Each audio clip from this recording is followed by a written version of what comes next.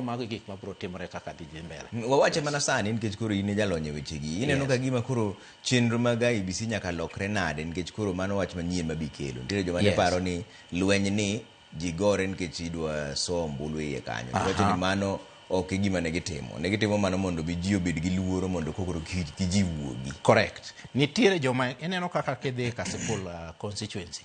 Nitiere up candidate mano kauni Agoro Sare en mare.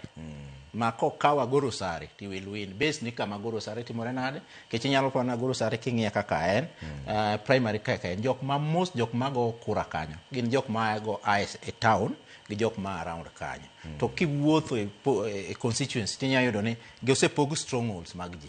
Koro the two people nitiere ng'at mo believe ne nyako protect Agoro Sare mondo ji wuogi kabisa mondo go kura.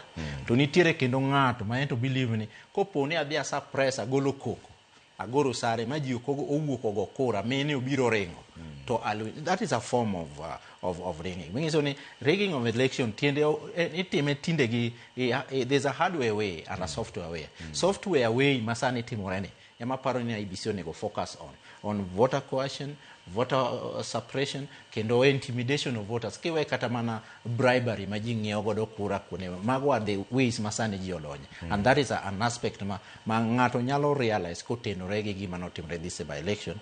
To IEBC gi stakeholders meeting mane gibedo godo gi jok manotimo go yiero 2 days ago. Mago e gik mane neno ka ji nyiso gi ni mondo gi focus on moving towards 2027. To IEBC nyalo timo ang'o e wach mar lweny ni nikech lweny ni entiere kidienje ariyo. Nwaneno ka lweny wuok ma ji otho. Ma gi fine jochung'. Yes.